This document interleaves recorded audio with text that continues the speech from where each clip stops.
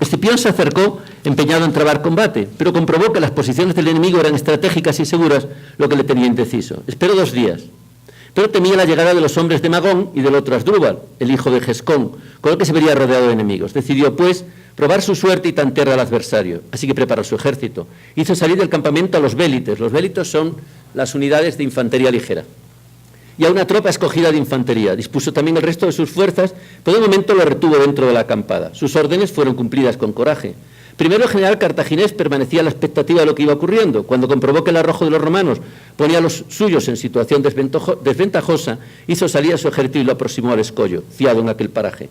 En aquel mismo momento Escipión hizo entrar en combate a su infantería ligera, que debía apoyar a los que iniciaron la acción. El resto de sus fuerzas lo tenía ya dispuesto. La mitad, directamente a sus órdenes, con estos hombres dio un rodeo por el escollo y arremetió contra los cartagineses. El mando de la segunda mitad lo confió a Lelio con la orden de marchar contra el flanco derecho del enemigo. Estas operaciones se encontraban ya en pleno desarrollo cuando Asdrúbal hacía salir todavía a sus hombres del campamento. Confiado en su posición, no se había movido de él, convencido de que el enemigo no se atrevería a atacar. Pero este atacó contra las previsiones del cartaginés, quien desplegó sus fuerzas demasiado tarde. Los romanos acometieron por las alas, en lugares donde el enemigo no había establecido posiciones, de modo que no solo treparon sin riesgo por el escollo, sino que se establecieron en formación. Se lanzaron contra los que les agredían sesgadamente y los mataron.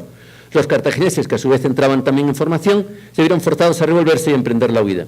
Según sus propósitos iniciales, Asdrúbal no luchó hasta el final. Cuando vio a sus fuerzas huir derrotadas, tomó su dinero y sus fieras, reunió el máximo número de fugitivos que le fue posible y se retiró siguiendo el río Tajo aguas arriba en dirección a los puertos pirenaicos y a los galos que viven allí. Escipión no creyó oportuno acosar de cerca a los hombres de Asdrúbal, ya que él mismo temía el ataque de los otros 2 generales, por lo que envió a sus soldados a saquear el campamento enemigo. Al día siguiente reunió a todos los prisioneros, unos 10.000 soldados de infantería y más de 2.000 jinetes, y dispuso personalmente de ellos. Los iberos, que en las regiones citadas anteriormente habían sido aliados de los cartagineses, fueron y se entregaron a la lealtad de los romanos. A medida que se iban encontrando con Escipión, le llamaban rey.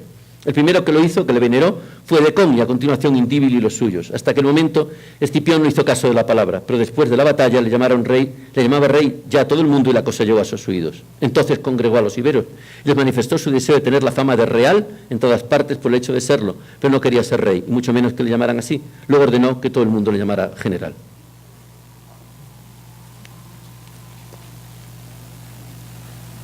¿Qué les parece el texto?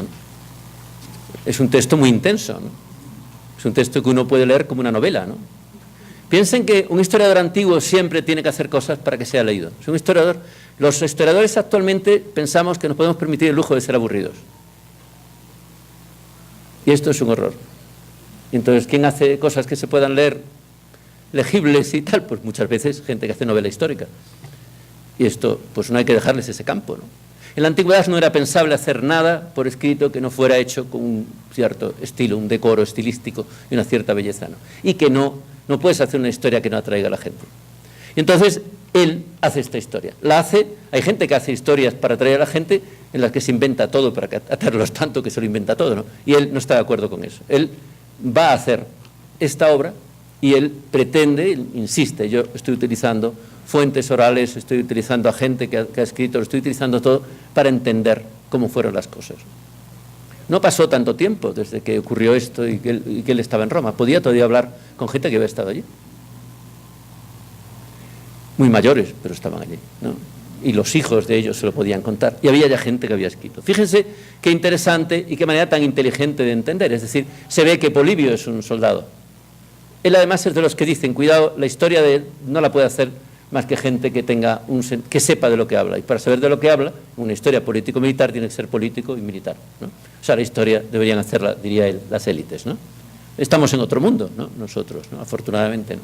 Pero, ¿por qué? Dice, porque si la historia la hace gente que no sabe de lo que habla, no sabe lo que es la política, no sabe lo que es lo militar, no lo explicará bien, entonces no servirá para que la gente aprenda a través de la historia. Es una historia, en este sentido, para las élites, ¿no? No es una historia, es una historia con unos objetivos muy distintos a los que nosotros podemos considerar que tenemos que tener. Fíjense qué interesante, ¿no? Cómo define, además, la posición de los diferentes personajes que intervienen. El general cartaginés por un lado, el general romano, que es ni más ni menos que Escipión el africano por otro. Cómo cada uno sabe con qué cuenta, cómo juega con la posición de los indígenas que antes estaban con los cartagineses, que los cartagineses habían tratado mal que los cartagineses les habían pedido rehenes, ¿no?, de sus familias, los habían tratado mal. Los rehenes están en manos de Escipión, Escipión se los devuelve generosamente, los trata maravillosamente bien y les ofrece una alianza limpia, por decirlo así, ¿no? Y que le dice cuál es el pacto básico: es ustedes van a hacer lo que nosotros digamos en el ejército, ¿no? Nos van a seguir militarmente. Con lo cual, naturalmente, está ganando una enorme cantidad de soldados y de buenos soldados. Fíjense además qué interesante cómo explica, ¿no?, la batalla, ¿no? Una batalla, no sé si ustedes han oído hablar de Tito Livio, ¿no? Pues Tito Livio, que es famoso porque nos lo hacían traducir cuando se estudiaba latín, lo primero que hacías era traducir a Tito Livio, y aquello de César de la Galia estaba dividida en 3 partes, ¿no? Bueno, pues Tito Livio no sabe nada de guerra, y cuando escribe esto equivoca todo lo que dice, ¿no? Pero tampoco le preocupa mucho porque es otro tipo de historia hecha además pues alrededor de siglo y medio después, ¿no? Fíjense cómo describe la posición del general cartaginés, cómo describe lo que Escipión tiene en la cabeza, cómo Escipión sabe que él tiene que atacar porque hay otros 2 ejércitos y no quiere enfrentarse con 2 ejércitos, cómo entonces se fía de la confianza del general cartaginés, que por otra parte su prioridad no es ganar esa batalla, porque él quiere que con todo el dinero que tiene, con toda la plata que tiene, con sus elefantes y todos los demás, llegar a ayudar a su hermano. Dice, si lo derroto bien y si no salgo corriendo y voy con toda esta plata, alquilo mercenarios en la Galia y llego a Italia con toda esta gente y ayudo a mi hermano. ¿Se ve? Entonces, toda la jugada de todo el mundo está perfectamente precisa, ¿no? Y tiene ese momento, ¿no?, o sea, componente de la inteligencia militar de Escipión y el valor de los soldados romanos, ¿no?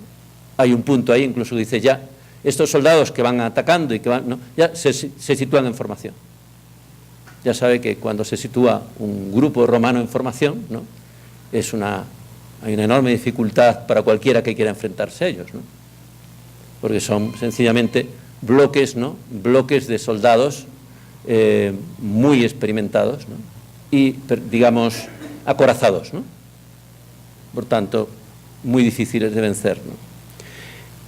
Bueno, es una historia, una descripción creo que interesante, ¿no?, que nos sitúa ante un ejército muy determinado, unos generales muy preparados, que son, y vamos a volverlo a recordar, no son en ningún caso militares profesionales, son magistrados romanos. Ahora, un magistrado romano tiene que saber muchas cosas. Para ser magistrado romano tienes que hacer, como saben, toda esta carrera de los honores, ¿no?, ser elegido en sucesivas ocasiones, y tienes que recibir la formación que te van dando, que viene de tu familia, en ámbitos distintos. Uno de los ámbitos es la guerra. Pero además tú vas a la guerra, fíjense que se va a la guerra y se va con el ejército que tiene que ir a la guerra. Pero el general tiene un consejo que normalmente va con él, porque son amigos de la familia, amigos de él, y forman parte de ese grupo restringido de amigos que van con él. Y luego a ese consejo se unen pues, los oficiales superiores y lo que se quiera.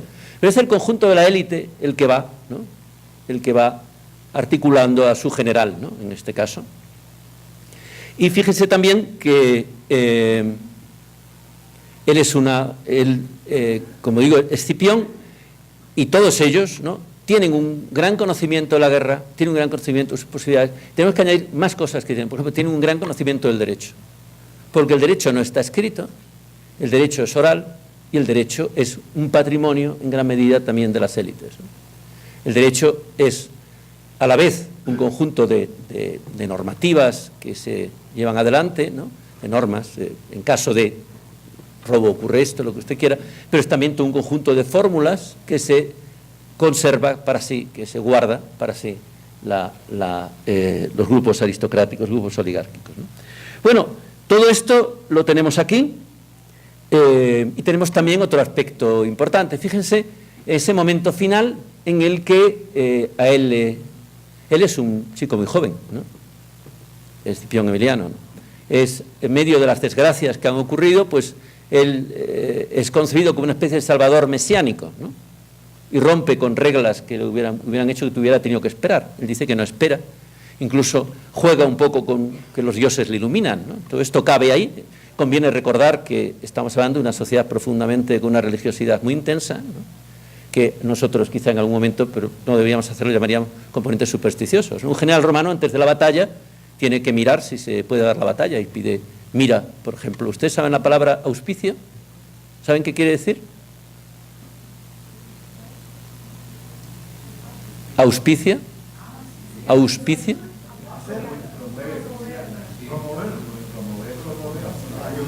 Ayudar sería, pero originalmente auspicio viene de aves, las aves, spicere, mirar aves.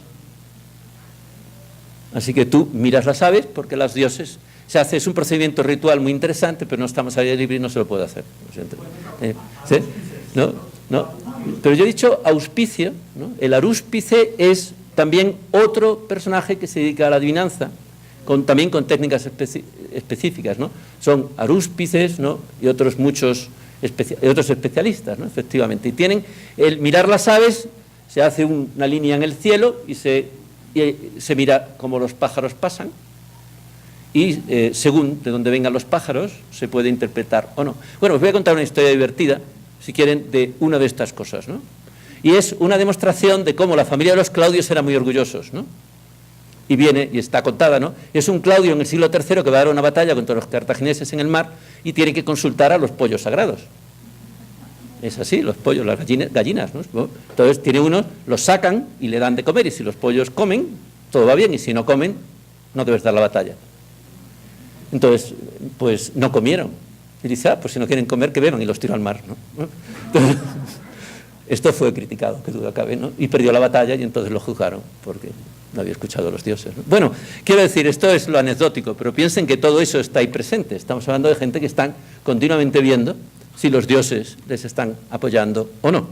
Ahora, fíjense en ese mundo tan complejo y tan interesante, ¿no? Fíjense ese momento final en que todos los iberos le aclaman como rey. Si nosotros nos situamos con lo que ya sabemos en el mundo romano, sabemos que eso sería un gran peligro.